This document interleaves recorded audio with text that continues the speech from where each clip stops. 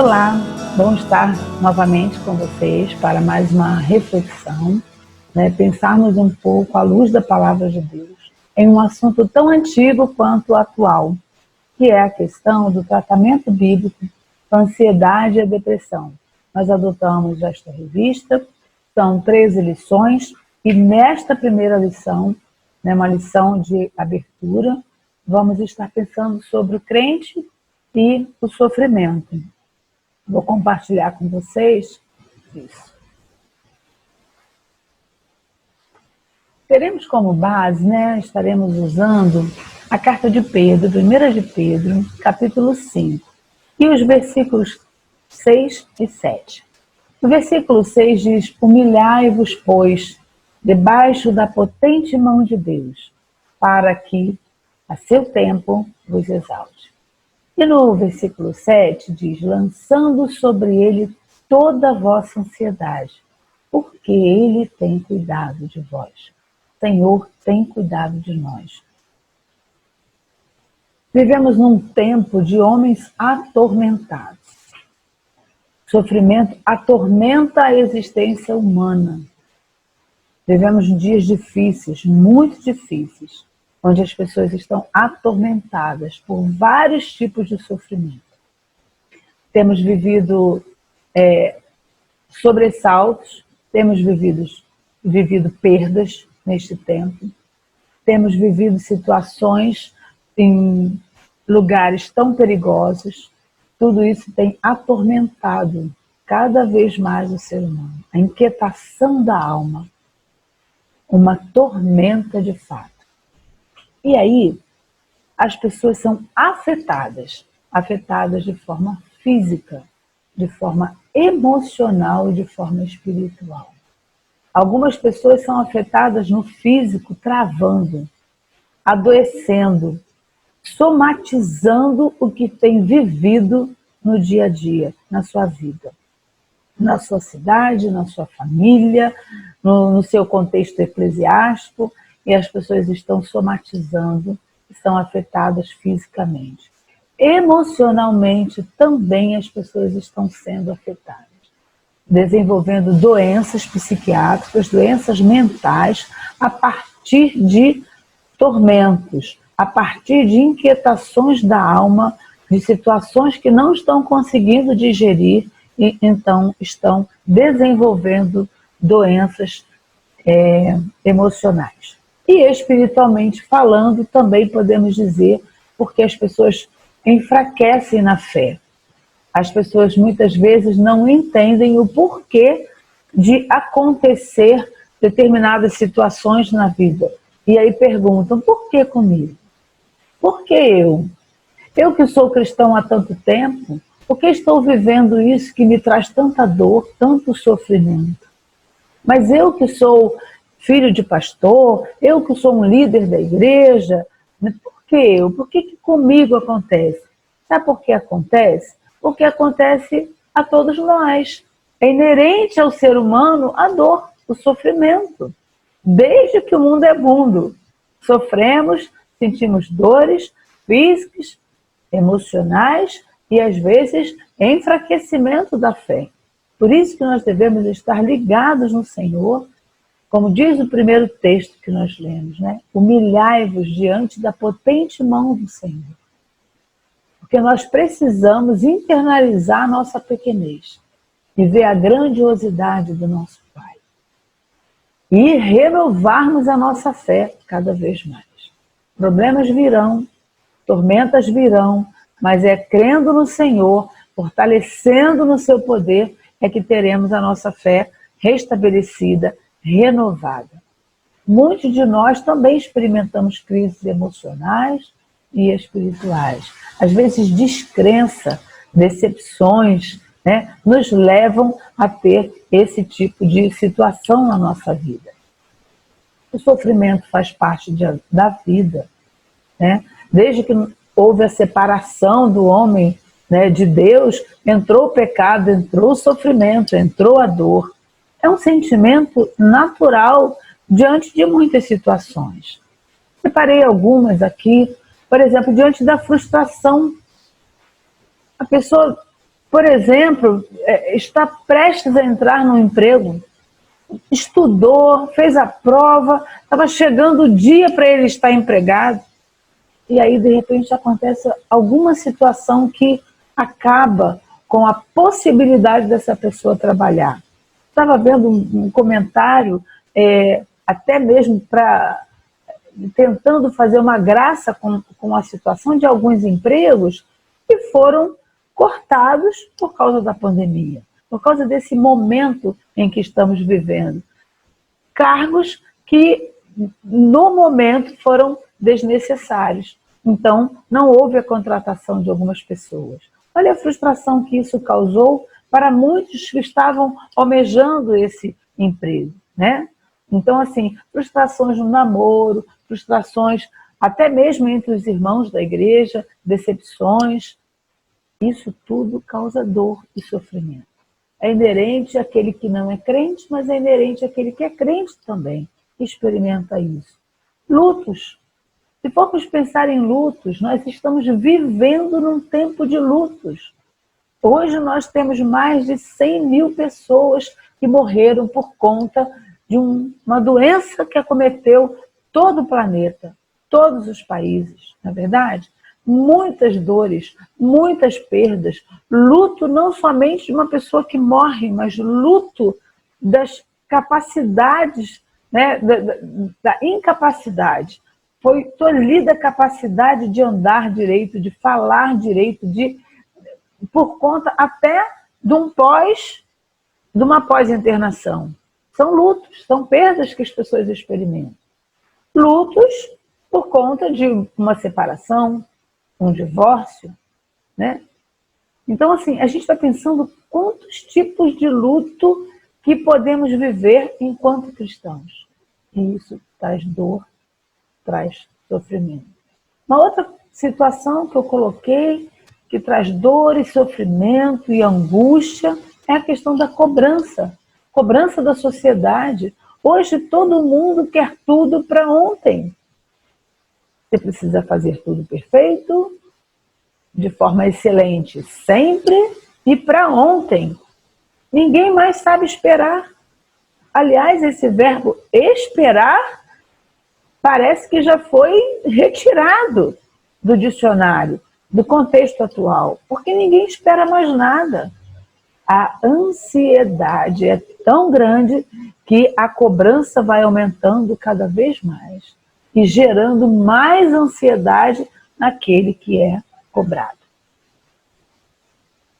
Sofrer, ele não afeta somente a pessoa que está sendo, vamos dizer assim, o centro desse sofrimento, mas ele afeta todo um sistema familiar.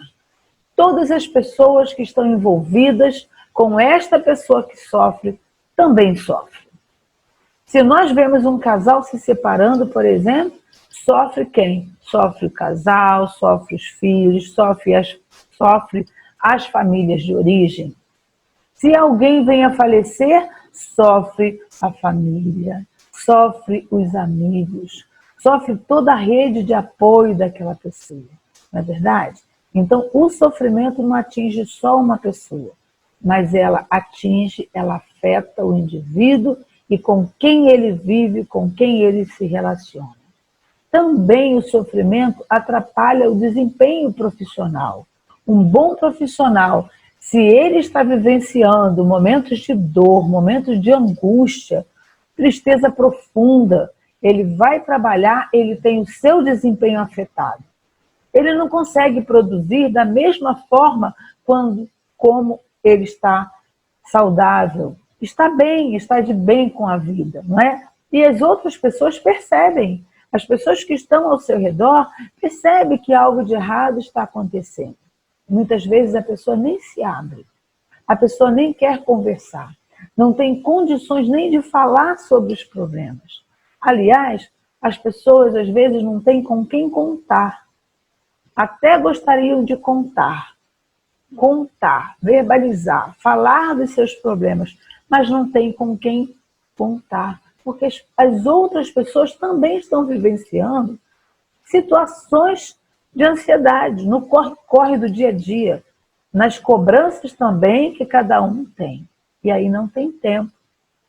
Voltando à questão do desempenho profissional, então fica também afetado. A pessoa não consegue produzir como antes produzia quando estava saudável. Também afeta a dedicação que a pessoa tem a Deus e à igreja. Muitas vezes o crente não comparece à igreja, não está com os irmãos porque não está dando conta de um sofrimento que está vivendo, de uma dor que está vivendo, de uma tristeza que está vivendo, né? Às vezes não tem nada a ver com a igreja em si, com o corpo de Cristo, mas um problema externo vem afetar a relação dele com os membros da igreja. E também afeta a sua dedicação à igreja, a Deus, não é verdade? Então, nós precisamos desmistificar a ideia de que sofrimento, ansiedade e depressão é somente para aqueles que não têm Deus. Não. Nós que temos Jesus como Salvador, que temos Deus conosco, também vivenciamos isso. A revista vai estar passeando com algumas lições e em alguns personagens da Bíblia, que vai estar exatamente trazendo a questão da frustração, das perdas, da culpa, da comparação, né? Todos esses pontos vêm exatamente trazer à tona a questão de que homens de Deus viveram situações muito difíceis em relação ao sofrimento, à tristeza, à depressão e à ansiedade. Falando em ansiedade, né?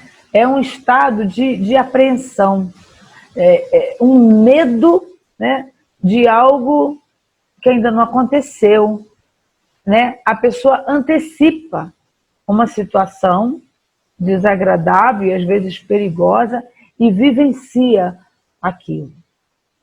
Algumas ansiedades são boas, né? Pode ser positiva, por exemplo, se tem uma ansiedade, é natural você, diante de uma situação de medo, né, você estar ansioso, né? Diante de uma situação nova, você ficar ansioso, né? Diante de uma situação, de uma expectativa, de um resultado, você desenvolver uma ansiedade. Mas é uma ansiedade que vem e que logo passa, né? Existem alguns graus de ansiedade, né? Ansiedade leve, a ansiedade moderada e a ansiedade grave. Tem pessoas que vivem eternamente na ansiedade. Uma aceleração do pensamento, numa angústia o tempo inteiro, né? Preocupada com algo que ainda nem aconteceu e que talvez nem venha a acontecer, não é verdade? Mas a gente tem que separar a questão da ansiedade, que pode ser positiva, da ansiedade que é negativa, que é doentia, né? Aí eu até adiantei um pouco a questão do slide, daquilo que eu estava falando, e é vista como, então, como doença, essa ansiedade que não para, que leva a pessoa a uma aceleração o tempo inteiro, né? Aceleração das atitudes, aceleração do pensamento, aceleração da fala e um atropelar da vida por conta de uma falta de controle daquilo que vem, né? E não consegue ser controlado. Essa ansiedade pode ter origem interna também. Pode ser uma questão de um desequilíbrio hormonal ou neurológico. Mas pode também vir de uma situação externa. Exatamente daquilo que a gente estava falando. As pessoas que têm tensões, perdas, decepções. Então, pode, né, internalizar essas situações, então se tornar uma pessoa ansiosa, com ansiedade. E se não cuidar, isso pode piorar cada vez mais. Então a nossa palavra é: crente tem ansiedade? Tem, mas é preciso ser cuidado.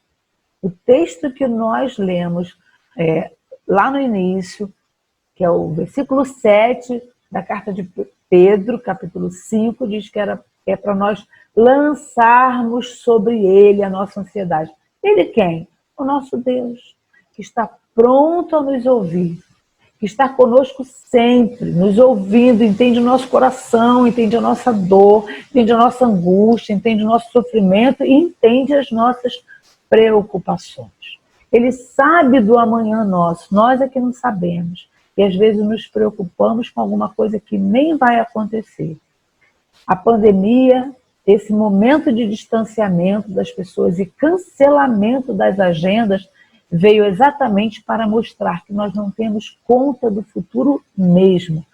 Quantas coisas foram canceladas, quanta ansiedade algumas pessoas desenvolveram com programações, com congressos, com retiros, tantas coisas programadas, coração batendo forte e de repente tudo parou. Não aconteceu.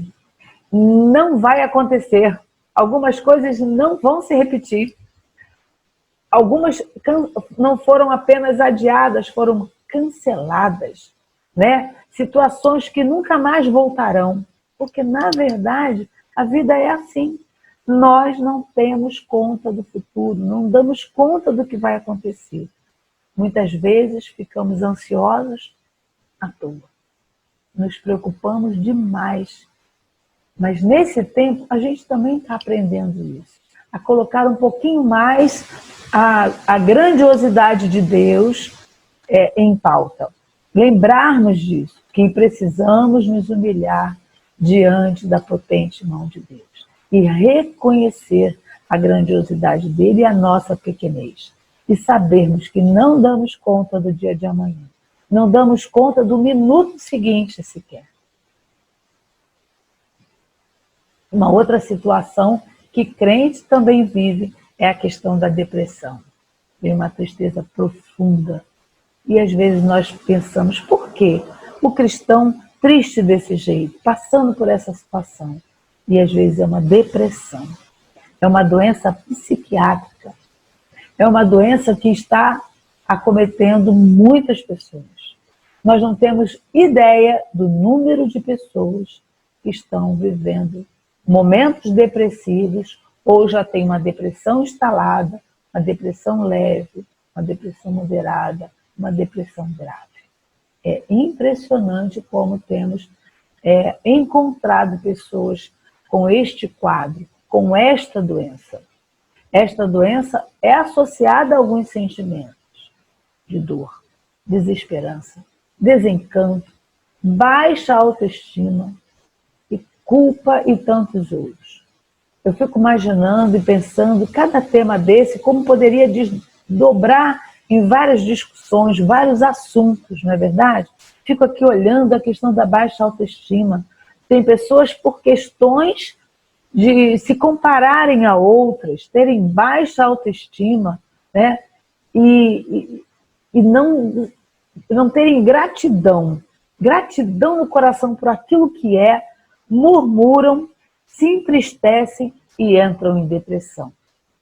A culpa também, as pessoas vivenciam situações onde são culpados de fato, onde fazem coisas que não deveriam fazer e depois não se perdoam, não recebem perdão, não acreditam no perdão de Deus nas suas vidas, vivem em culpa o tempo inteiro.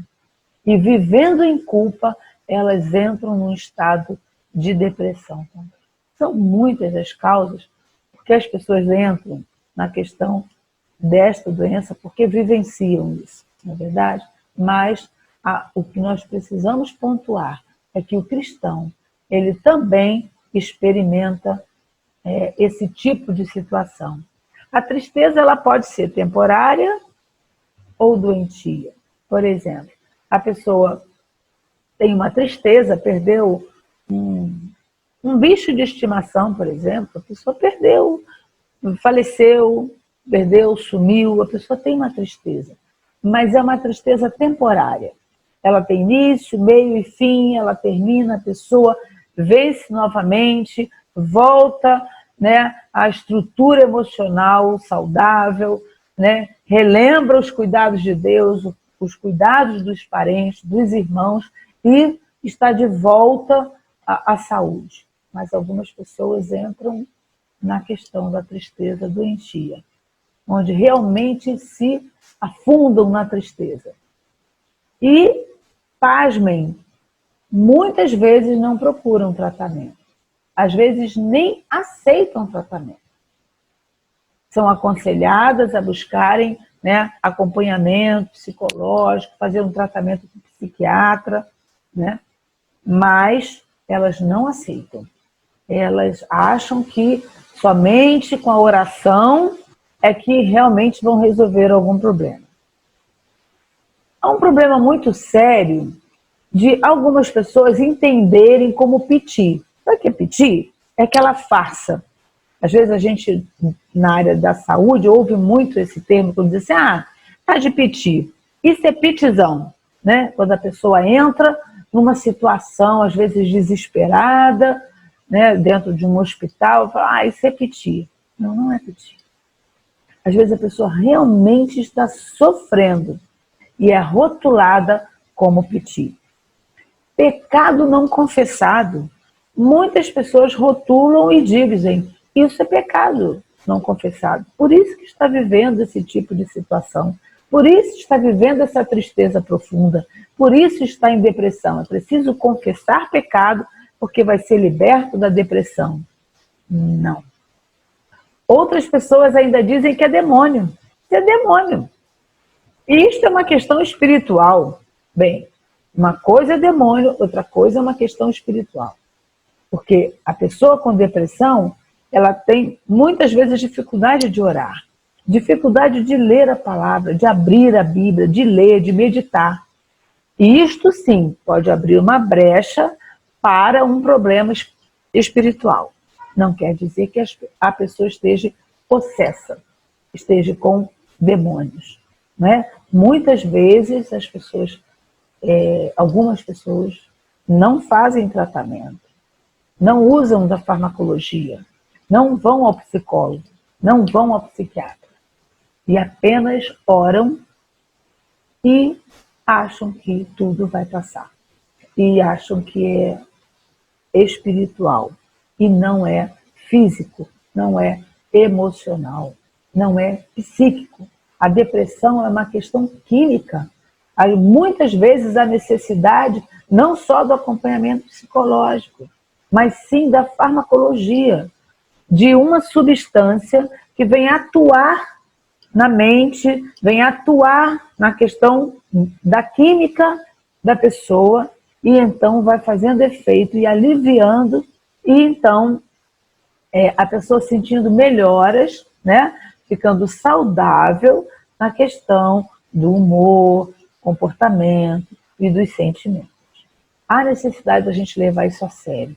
Os cristãos levarem a sério de que Deus separou alguns profissionais, sim, para cuidar também da área emocional e da área psíquica, né, dos seus servos, né? Deus deu o privilégio de termos, inclusive, pessoas cristãs que estão cada vez mais cuidando das pessoas com este tipo de problema.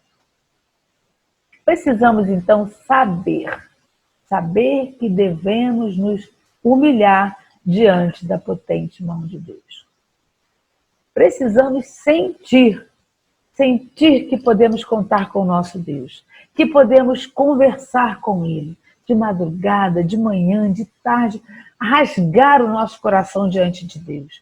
Senhor, estou aqui, eu estou sentindo isto, estou chateada com aquilo, eu não aguento mais essa angústia, o coração parece que vai apertar, o cérebro parece que não vai aguentar mais de tantos pensamentos, estou angustiada com a pessoa X. Precisamos, irmãos, lembrar que temos um Deus que nos ouve.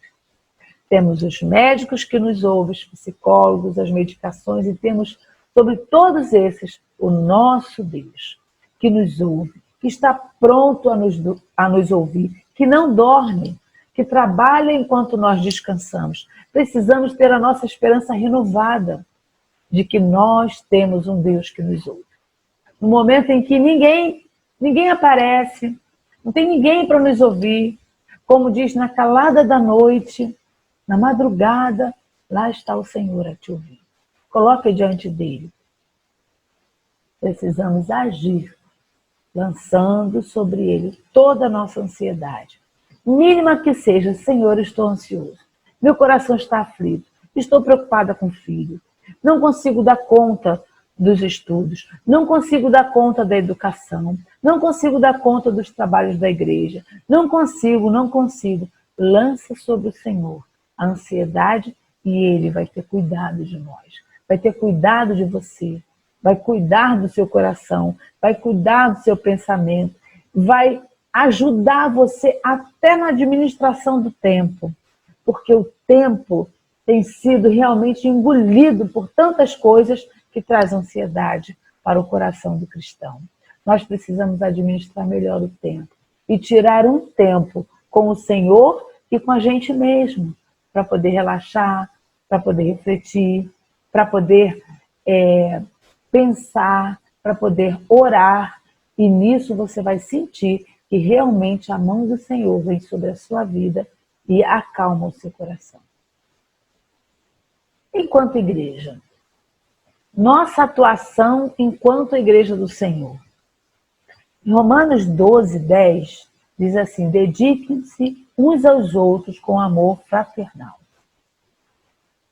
Meus irmãos, dedicar uns aos outros também requer tempo.